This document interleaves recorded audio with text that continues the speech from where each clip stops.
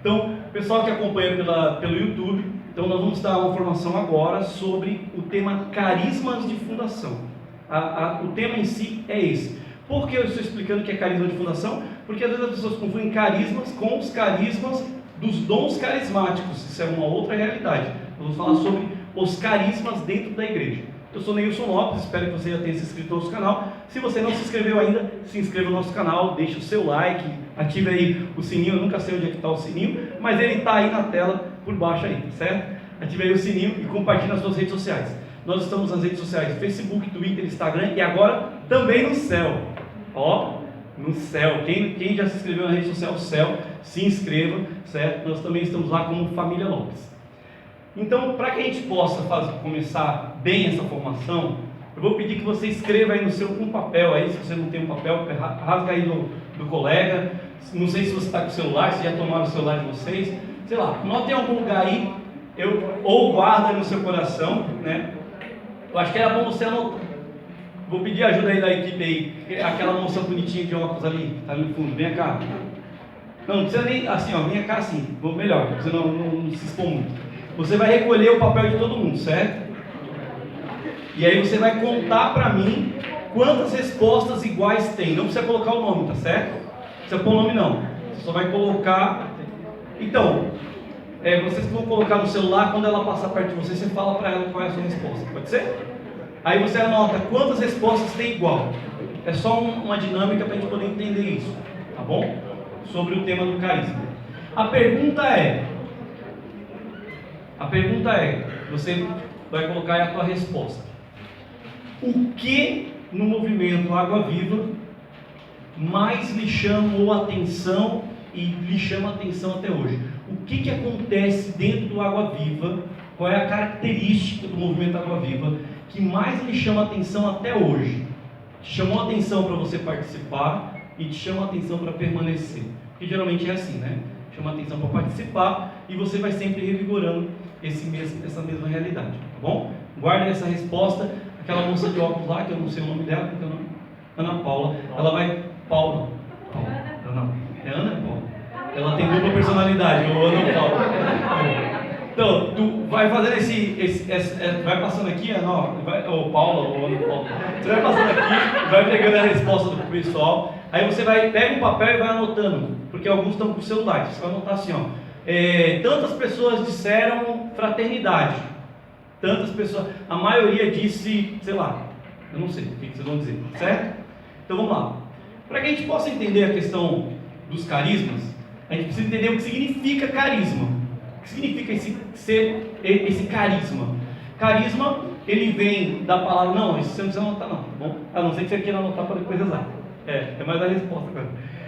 Carisma, ele é algo que uma pessoa tem que faz com que outras pessoas passem a seguir aquela pessoa, certo? Então a pessoa tem um dom, ela tem um jeito, vamos dizer assim, uma liderança, vamos dar um nome assim, né? Não é bem essa, mas ela tem algo nela, algo que ela expressa, algo que ela fala, e por causa dessa fala, por causa desta vida, as pessoas passam a seguir ela, ponto. As pessoas passam a seguir ela, não é ela que chama as pessoas, é diferente, tá? Então carisma não é você que vai, ei, vem cá, me segue aqui no Twitter, no Instagram, não é isso, igual eu fiz aqui na entrada do vídeo, tá? Não, isso não é carisma no sentido que nós estamos falando aqui como fundação.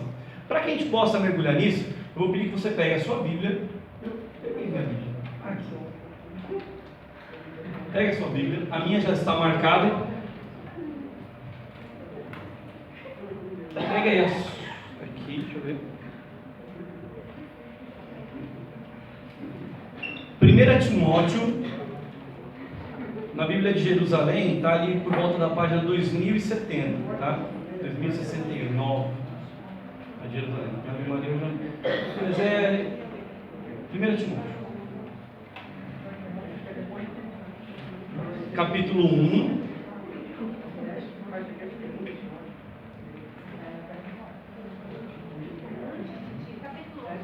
Isso. A gente vai pegar do 12, tá? 12 em diante. capítulo 1, do 12 em diante. Se você achou, não tem problema, eu vou ler, e aí quando você achar, você vai acompanhando, tá bom? A tradução talvez fique um pouco diferente, mas até aí dá para entender muito bem. Diz assim, ó: sou agradecido para com aquele que me deu força, Cristo Jesus nosso Senhor, que me julgou fiel, tomando-me para o seu serviço.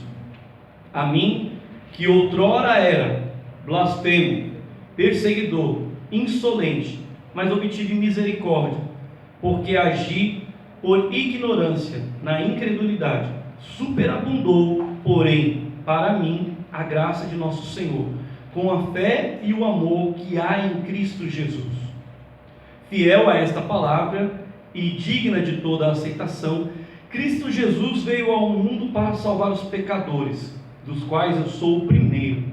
Se me foi feita misericórdia, foi para que em mim primeiro Cristo Jesus demonstrasse toda a sua longanimidade como exemplo para quantos nele hão de crer para a vida eterna.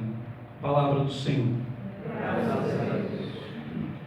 Essa carta de São Paulo é a carta de São Paulo a Timóteo. Quem está falando é São Paulo, né? Então nós vamos começar por aí. Vamos começar com São Paulo. Qual é o carisma paulino? Qual é o carisma paulino? Paulo, que antes era perseguidor, blasfemo da igreja, que assassinava os cristãos, passa a ser um anunciador da palavra, passa a ser um pregador da palavra, passa a ser um defensor da fé. Olha só: onde abunda o pecado, superabunda a graça. Um dos primeiros pontos sobre carisma é isso. Deus, ele suscita os carismas para o mundo mediante algumas realidades. Primeira delas, aconteceu isso nos primeiros séculos, para combater uma heresia. Então Deus suscita um grande defensor para defender a igreja destas heresias. Isso aconteceu muito nos primeiros séculos, tá? Não que hoje não haja alguns hereges por aí, né? Se a gente fosse acender fogueira, ia queimar muita gente, né? Mas graças a Deus não vamos acender fogueira, né? Agora, aí o que acontece? E aí então Deus, ele vai, de tempos em tempos, Deus vai suscitar no meio do povo, no meio do mundo. Deus suscita pessoas, entenda a palavra que eu vou usar agora, né? Desse no meio do mundo. Pessoas mundanas, que têm uma experiência com Deus e que tudo mudam a sua vida ao ponto de atrair outras pessoas. Certo? Quando a igreja foi fundada, vamos pegar um pouco da história da igreja. Quem foi o primeiro papa? Vai lá. Começa com P e termina com Pedro, certo? Todo mundo, né? Dá uma dica, né? Quem foi o primeiro papa? Pedro. Olha, tá vendo? Todo mundo afiadinho.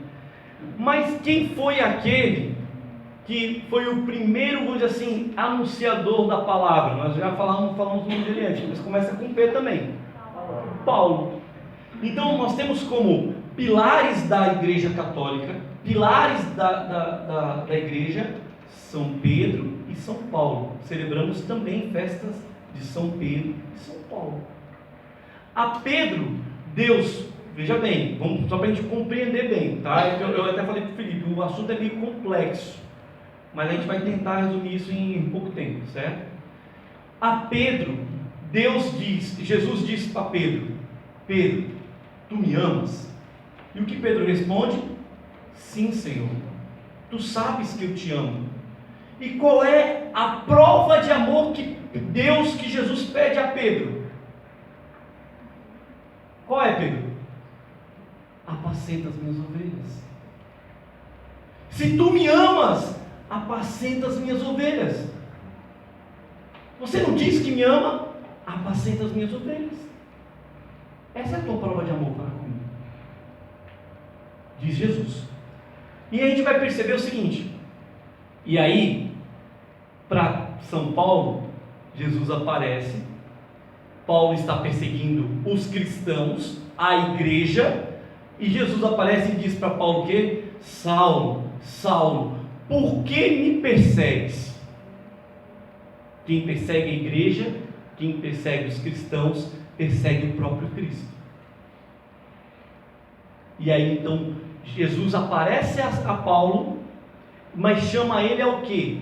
A evangelizar, a anunciar. Paulo fez, não vou lembrar os números, mas todas as cartas ali, depois do Atos dos Apóstolos, né? A gente vai pegar ali Tessalônica, essas são cidades que Paulo passou, ou, no caso de Timóteo, um discípulo dele. Então, Filipe, Tessalônica, Colossenses é o nome da cidade, que era Colossos, né? É isso?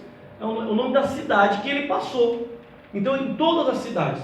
Porque, justamente, 50 anos depois da morte de Cristo, o povo já tinha esquecido.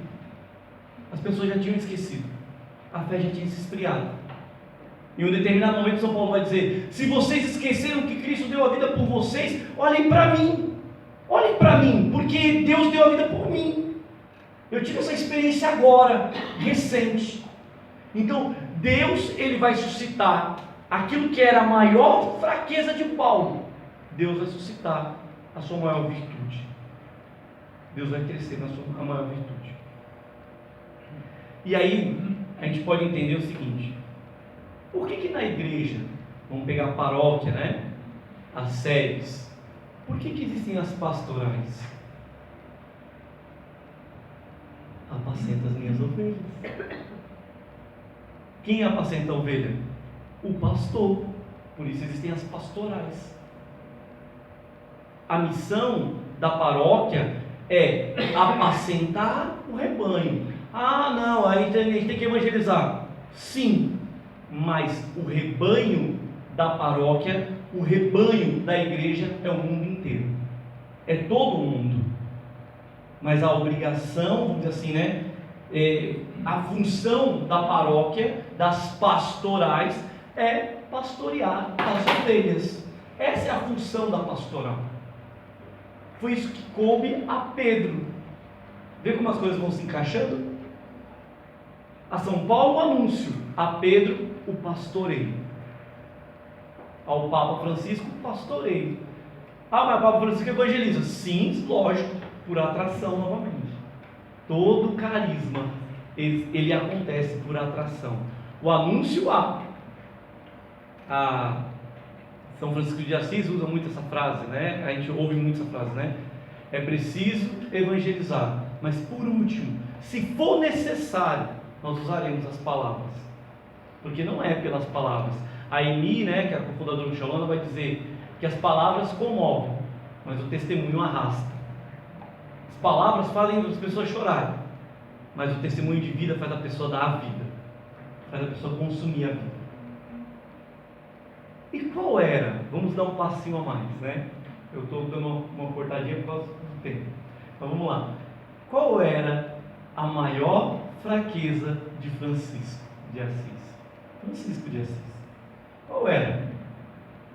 Na época de Francisco de Assis, a maior fraqueza daquela época e dele também era o orgulho, era a soberba.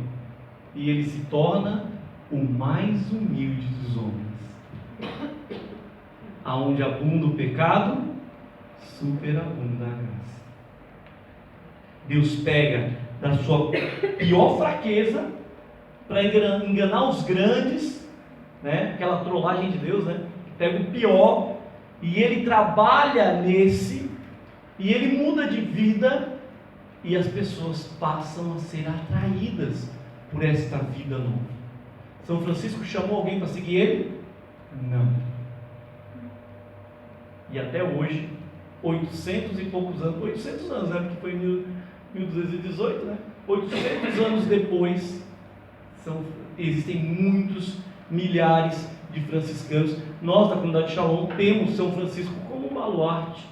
Levamos sobre nós o tal franciscano. E eu carrego ainda o Padre Pio, que também era franciscano.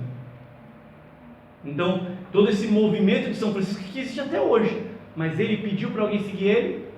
Ele impôs as regras de vida dele? Não. Como é escrito uma regra de vida para um carisma? É escrito na vida do fundador. Se vê o que o fundador vive, e a partir dali, todos aqueles que se sentem atraídos têm que buscar viver aquilo. Podemos falar de muitos outros, mas eu vou trazer aí o mais atual, que também tem bastante propriedade, que é o Moisés. Moisés, fundador da comunidade Shalom, era um jovem universitário. Um dia, pediram para que ele desse um presente para o Papa, São João Paulo II, representando a pastoral da juventude. Naquele momento, quando ele perguntou a Dom Luiz Lowscheider o que ele daria de presente, Dom Luiz falou: fique à vontade, é um presente de um jovem. E ele resolveu escrever uma carta, onde ele ofertava a vida dele pela evangelização dos jovens. E daquele dia em diante, ele começou a se questionar. Um dia ele estava no carro dele, indo para a faculdade, e o farol fechou, um jovem atravessou a rua. Ele olhou para aquele jovem e pensou: nunca mais eu vou ver esse jovem. Esse jovem perdeu a oportunidade de conhecer a Deus, que eu tenho de dizer para ele. Eu tenho como falar para ele. E por minha omissão, esse jovem não vai conhecer a Deus. E aí então Moisés ficou questionado, até que chegou, junto com outros irmãos, aí chegou perguntaram para ele: mas o que a gente vai fazer? Moisés pegou e disse: uma lanchonete para evangelizar. Foi aberta então a primeira lanchonete Shalom para evangelizar os jovens. Ele, que era jovem, que era universitário, que tinha suas fraquezas, que tinha seus limites, Deus foi e mudou a vida dele. E por que mudou a vida dele? As outras pessoas, os jovens passaram a vir. Junto com os jovens começou a vir os pais dos jovens. No começo com um pouco de desconfiança, para ver onde é que o filho está indo, né? Que estava achando que o filho estava ficando doido. Mas depois foi vendo que era sério, que era bom, que o filho tinha melhorado dentro de casa. E isso foi transformando a vida de outros jovens. E hoje a gente está espalhado no mundo inteiro aí, né? São 37 países, mais de 11 mil missionários.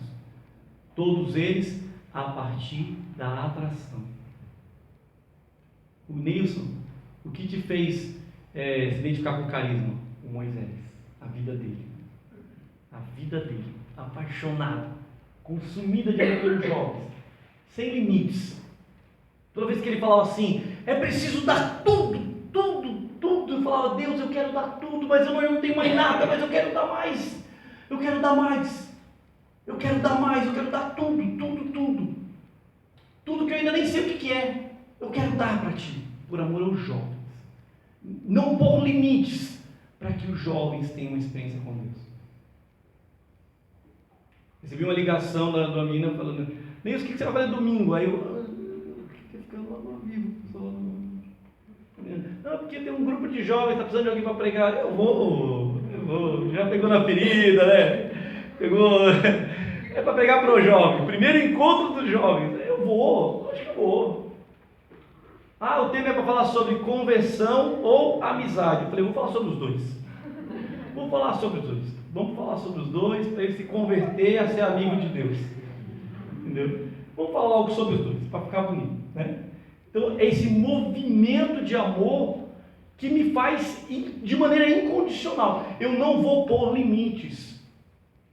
Não vou pôr. Eu dizia para os meninos, para o Mateus, falava assim: Mateus, estou disponível para acompanhar e rezar para todo mundo. Vou ficar aí sexta, sábado, domingo, aí fica de madrugada. Estou aqui disponível. Você quer rezar, quer conversar, quer partilhar? Vamos! Nilson, mas você não vai dormir? Dormir para quê? A gente vai ter tempo no céu para isso, não? Não sei se eu vou estar dormindo, porque vai que eu prometi que eu vou ser, viu? Você que é gordinho, já fica sabendo. Quando eu morrer, eu vou ser intercessor de todos os gordinhos. Porque ninguém tem. Minha intercessão vai ser assim, ó. Eu vou interceder para o gordinho comer de tudo e não ficar com diabetes, não ficar com colesterol, né? Para o gordinho ser livre, né? Porque ou os gordinhos que são perseguidos, né? Pelas essas doenças, né? Eu vou ser intercessor dos gordinhos. Então já está aí, viu? Você que é gordinho, vai rezando. Não reza para eu morrer, não. Mas quando eu morrer, pode pedir intercessão. Vai que o cara está desesperado, já quer que eu morra para rezar para ele. Né? Não, é melhor você ligar para mim que eu rezo para você. Então, assim, por que eu fiz todo esse movimento com vocês? Para vocês entenderem essa de uma maneira simples, depois a gente pode descer um pouco mais no assunto. E aí vem a pergunta. Ana, Paula, Ana. Qual foi a palavra, a frase, qual foi o gesto, o que mais se destacou? Alegria. Podemos dizer que a alegria é algo essencial do carisma MAV. A alegria é a essência desse carisma. Ah, Neilson, mas eu não concordo com um monte de coisa no MAV. Tudo bem, não tem problema nenhum não concordar. Mas se você não for alegre, aqui não é o seu lugar. Comunidade Shalom. Qual é o carisma da comunidade Shalom? Levar aos jovens de hoje, aos tomés de hoje, a experiência do ressuscitado que passou pela cruz e que carrega consigo as marcas gloriosas da paixão. Se eu, como Shalom, não quero evangelizar os jovens, eu não sou Shalom. Posso ser Canção Nova, posso ser a Eternum Day, não sei se você já conhece essas comunidades, mas assim, posso ser Comunidade Recado, pode ser Comunidade Chama Viva, Sede de Deus, tem tantas comunidades, né? Tem vários carismas. Você pode ser outra coisa, mas você não é Shalom. Porque para ser Shalom, você tem que ter um coração apaixonado pelos jovens. Amor esponsal para a comunidade Shalom é amar a Deus sobre todas as coisas, com todo o meu coração, com todo o meu entendimento, mas na vida do outro, na vida do jovem. Se quando alguém diz para você, você pode ir e tal, sabe o que é? É porque eu estou doente. Irmão, eu também estou doente. Eu carrego uma enfermidade comigo há muito tempo e nem por isso eu fico choramingando para os outros. A gente gosta de cantar, é bonito, né? Quero ofertar minha vida, gastar os meus dias. Mas na hora que começa a oferta, eu reclamo. Na hora que começa a oferta no MAV, a gente começa a ficar triste. Peraí, mas é a alegria. A alegria quer dizer que não tem problema para vocês? Todo mundo aqui que está alegre não tem problema? Não tem conta para pagar? Não tem chefe ruim? Nada assim. Rapaz, olha, é o paraíso desse mapa, né? Porque se a alegria de vocês for baseada em estar tudo bem, já não é alegria. Porque está condicionado a estar bem. A alegria é a essência do teu coração, na certeza de que Deus está com você. É aí que está a alegria.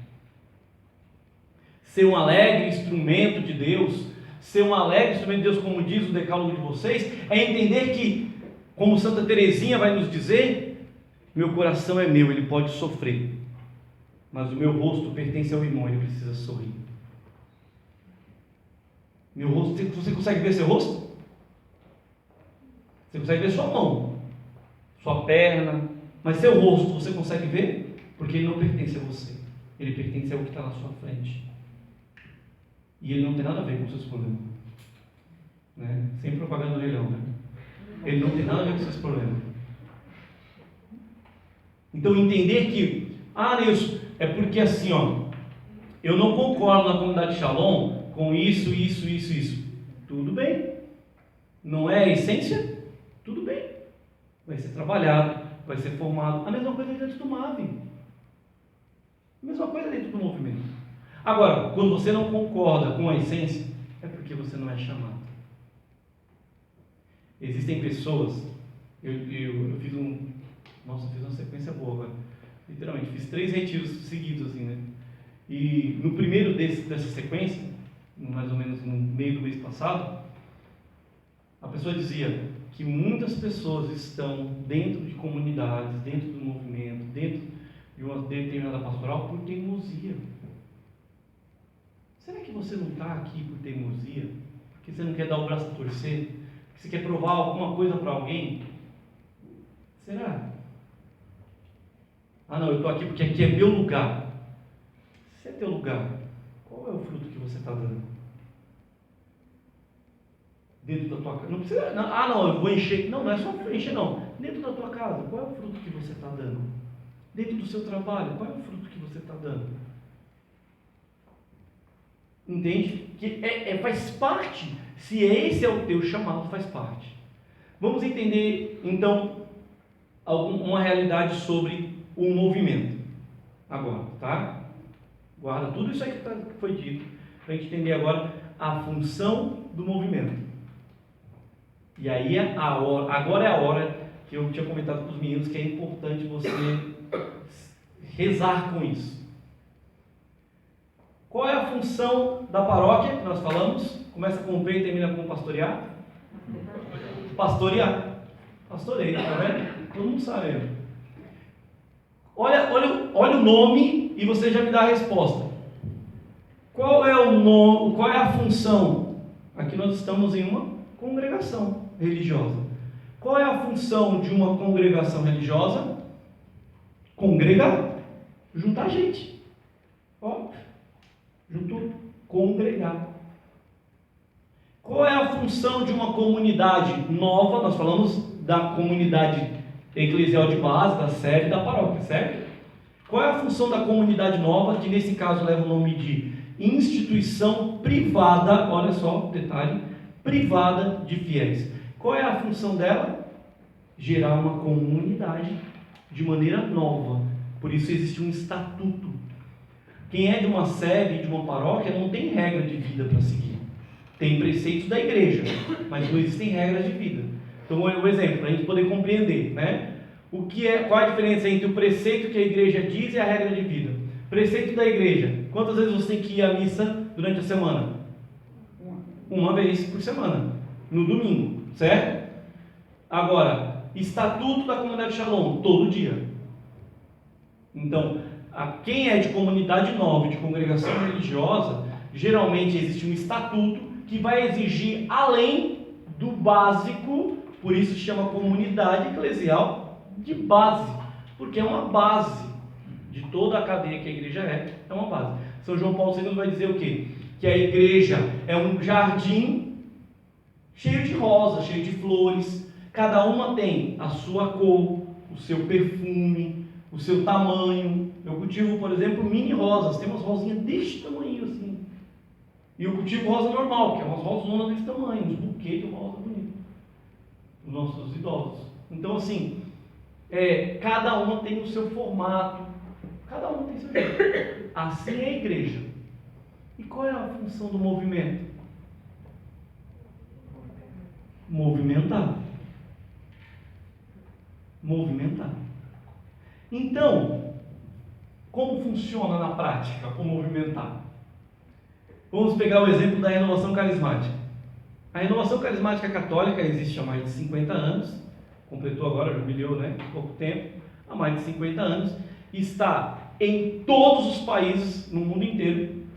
Acho que é todos, né? Assim, eu nunca ouvi falar um país que não tem renovação carismática. Está em todos os países do mundo inteiro, em todas as paróquias do mundo inteiro, está envolvido em tudo dentro da igreja. Você sabia que o pregador da Casa Pontifícia é da renovação carismática? Frei Raniero Cantalamessa é da renovação carismática. Agora nós temos mais lá agora da comunidade também trabalhando lá pelo Caritas, Chaves, Caris, olha que chique, Caris, não sei falar, não. Tem o meu assessor ali. Então, assim, dentro desse órgão agora que o Papa criou, existem também membros das comunidades novas da renovação carismática que trabalham diretamente com o Papa. O trabalho do movimento é movimentar. Aqui eu conheço um pouco do histórico, né? Então, assim, quem já foi do movimento aqui e foi para o seminário? Diz o nome aí. O Paulo. Sabrina? Foi para uma congregação? Daqui? Pronto, veio para cá para o Carmelo. Sabrina. É verdade. Pensei que ela ia estar aqui. Um abraço, Sabrina. Você vai ver o vídeo depois. É minha amiga Sabrina. Eu tenho ela no Facebook, já é minha amiga. Ei, hoje em dia, se tem no Facebook, já é amiga. Então, assim, quem passou pelo MAV e foi para a comunidade Shalom? Samuel, o Pedro. São alguns que eu conheço, mas vocês sabem dizer outros, que foram para outros lugares. Não, mas não foram, ficaram na paróquia. É o trabalho de vocês. O trabalho do movimento é movimentar. O trabalho do movimento é que cada um de vocês esteja inserido dentro de cada pastoral para movimentar a pastoral com... Qual é o carisma do Água Viva? Alegria. Então chega lá na pastoral no apostolado da oração. Tem alguém aqui que é do apostolado da oração? Ninguém, nenhum. Está na hora de ter. Um de vocês lá na pastoral, não, mas lá é só velho. Mentira, lá é quem reza. Não é só velho, não. Eu conheci gente com 18 anos que era na pastoral, do apostolado da oração. Não é só para idoso. É para quem se dedica a rezar o rosário, a visitar as casas. Entendeu? Não é só para idoso. Não tem isso aí no esquema deles lá, não, de faixa etária, não. Então, assim, o trabalho do movimento é se infiltrar nas pastorais, no bom sentido da palavra, para levar o carisma da Água Viva, para levar o carisma da renovação carismática para dentro dessa pastoral, para movimentar quem? A igreja. Então, essa é a função. Se a gente está como movimento, a gente não está movimentando, então algo está errado. Algo precisa ser corrigido pelo caminho. Um outro detalhe. Lembra que nós falávamos sobre fundador? Geralmente as comunidades novas, congregações religiosas, né? Aqui é a Beata Maria Teresa de São José. Então, essas pessoas, elas são escolhidas por Deus para fundar determinada realidade.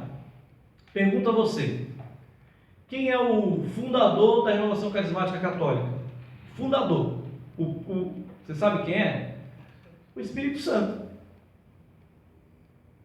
Geralmente, em movimento não há fundador. Movimento não há fundador. Aquela pessoa ou aquele grupo, no caso da renovação, foi um grupo de jovens com um professor que teve que o Espírito moveu eles e eles começaram a aclamar o Espírito Santo sobre a igreja. Sobre eles e sobre a igreja.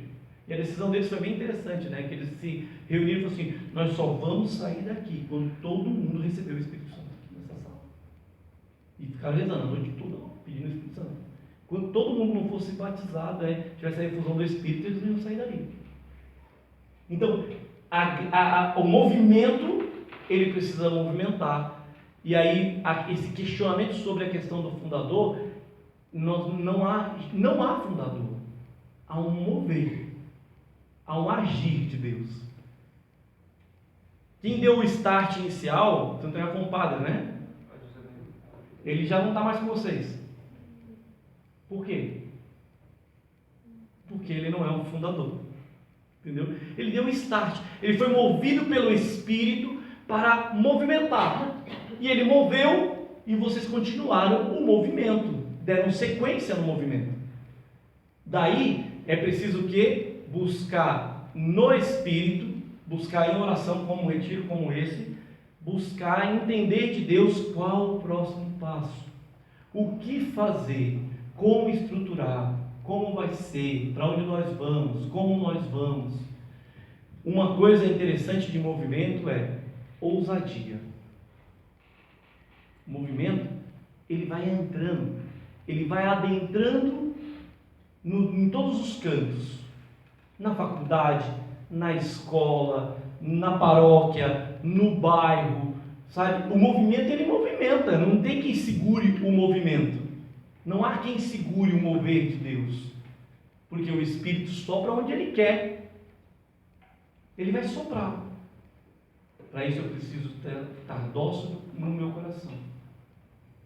A pergunta que eu quero deixar para vocês, nós vamos ter um momento daqui a pouco também de adoração, que veja bem, eu não estou aqui para acabar com o movimento não, tá? Longe de mim, pelo amor de Deus, eu amo o movimento da Água Viva, amo de coração mesmo, mas a pergunta que vocês precisam se fazer é aqui o meu lugar? É aqui o meu lugar? Porque se for, irmão, bendito seja Deus. Então abraça isso. E para de ficar com picuinha, com nhenhenho, com não sei o que. Para de se fazer de vítima. Porque aqui é lugar de morte. Aqui é lugar para morrer. Aqui é lugar para dar a vida. Você quer sossego? Quer sossego? Eu geralmente assim, não é muito sossegado ser católico, né? Na prática, vamos ser bem sinceros, né? Católico, né? Mas assim, você não quer ter tanta responsabilidade, fica indo na missa no domingo. Vai só para a missa no domingo. Nilson, cai aqui. Meu irmão, você precisa. Deus te fez um chamado, vocês estão aqui por quê? Não foi porque chamou? Deus não chamou? Aí você veio para cá, para o movimento, para fazer o movimento andar, fazer o movimento crescer, alcançar outros jovens, ou para ser cuidado, o coitadinho, o bebezinho, que está sempre com problema, que está sempre com... Aí sabe o que acontece? Vou pegar aqui o Wagner, vem cá, Wagner. Às vezes eu fico chamando ele de Xande, não, é a Xanda. Irmão, só cara, tudo certo. Aí o Wagner, o que eu estou falando para vocês, entendam um pouco do que eu vou dizer, viu? Até o pessoal da internet, é experiência, galera. É experiência. Deus chama você a evangelizar. Então vamos colocar aqui, vou dar um exemplo bem prático, tá?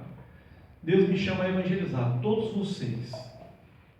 Mas aí eu tenho um irmão aqui que fica naquela, ninguém me ama, ninguém me quer, né, choramingando, aí vai lá, aí eu